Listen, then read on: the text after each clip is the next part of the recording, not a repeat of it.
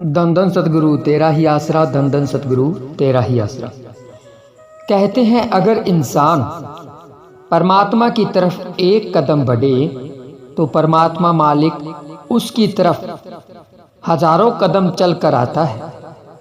पर इस संबंध में दी जाने वाली उदाहरण में तो खुदा के प्रत्यक्ष रूप पूरन फकीर ने ऐसी रूह की तरफ बेशुमार कदम बढ़ाए हैं। यह बात मुझे डेरा सच्चा सौदा के एक जिम्मेवार सत ब्रह्मचारी सेवादार भाई सुमेर सिंह जी ने एक बार सुनाई थी। उन्होंने बताया कि कुछ साल पहले हजूर पिताजी के पास कुछ सत्संगी भाई कहीं से शेर का एक बच्चा लेकर आए थे। बेसुध नन्हा सा बच्चा था। वह पशु जाति में सबसे खूंखार जीव शेर के उस बच्चे में कोई ऐसी संस्कारी रूह समाई हुई थी जो एक मिनट की तरह सच्चे पातशाह जी के आगे अपनी गुप्त भाषा में अरदास प्रार्थना कर रही थी। क्या अर्ज हो सकती है उस की, वो भला हम क्या जान सकते हैं। रविवार को तो माहवारी सत्संग था और सोमवार को भी किसी कारण मुझे गुफा में जाने का समय नहीं मिल सका। मंगलवार को मैं पूज्य शहंशाह हजूर पिताजी से किसी काम के बारे में पूछने के लिए गुफा में चला गया। शहंशाह जी गुफा में विराजमान थे और पास में एक सत ब्रह्मचारी सेवादार भाई खड़ा था। मैं सच्चे पातशाह जी को सजदा करके नीचे बैठ गया। मैं अभी पिताजी से बात कर ही रहा था कि इतने में शेर का वो बच्चा आ गया और पिताजी के पवित्र चरण कमलों में लेटने लगा। पिताजी ने अपनी जूती उतार कर एक तरफ रख दी और शेर के बच्चे को अपने चरणों में सहलाने लगे। जैसे जैसे पिताजी जोर से उसको अपने चरणों से सहलाते वो उतना ही खुश होता और अपने शरीर व चेहरे के विशेष संकेतों द्वारा अपनी खुशी को प्रकट करता। शेर का वो बच्चा पूज्य पिताजी की टांगों को अपने पंजों और बाजुओं से जकड़ने की कोशिश करता और पिताजी उस फुर्तीले जानवर को और जोर से सहलाए जा रहे थे। बड़ा ही आनंदमय नजारा था। इस तरह लगता था जैसे छोटा सा बच्चा और उसकी माँ दीन दुनिया से बेखबर होके कैसे एक दूसरे के साथ अज्ञात भाषा में बातें कर रहे थे। कोई दूसरा इंसान ममता में रुचित उस सहन में उस रिश्ते को क्या समझ सकता है। पिताजी शेर के उस बच्चे के साथ इस तरह से व्यवहार कर रहे थे जैसे वो बच्चा सालों से पूज्य हजूर पिताजी के साथ रह रहा हो और बच्चा भी सच्चे पातशाह जी के साथ इस तरह हरकतें कर रहा था जैसे कई दिनों का बिछड़ा बच्चा अपनी माँ के साथ मिलकर कैसे लिपट जाता है। किसी शायर ने लिखा है, तुम जिसे याद करो फिर उसे क्या याद रहे, ना खुदाई की है परवाह ना खुदा याद रहे। कुछ समय बाद पिताजी ने शेर के उस बच्चे को कहा, जा अब सुमेर के पास जा। शहंशाह जी के इतना कहने की देर थी कि शेर का वो बच्चा मेरे पास आ गया।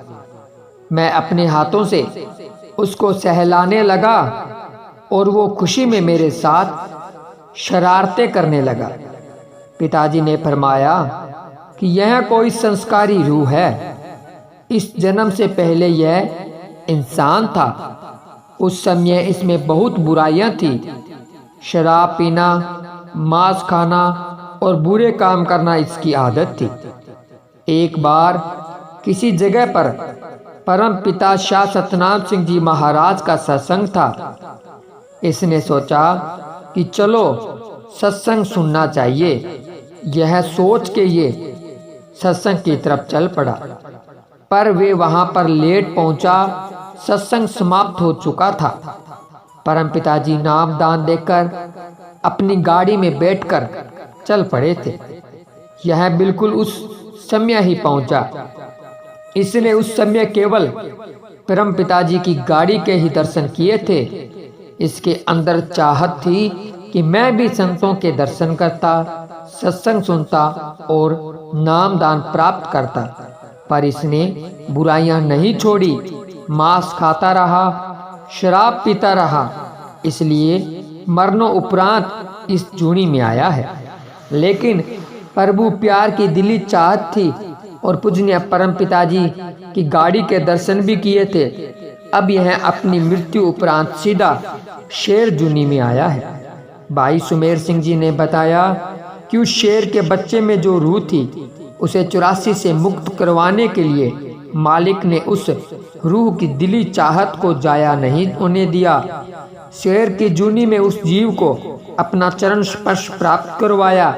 इसमें कोई शक नहीं कि उसकी मुक्ति न हुई हो, क्योंकि शहंशाह मस्ताना जी महाराज के वचन है कि जिसने भी परम पिता शाह सतनाम सिंह जी महाराज जी के पीठ पीछे भी दर्शन कर लिए, वह 84 में नहीं जाएगा।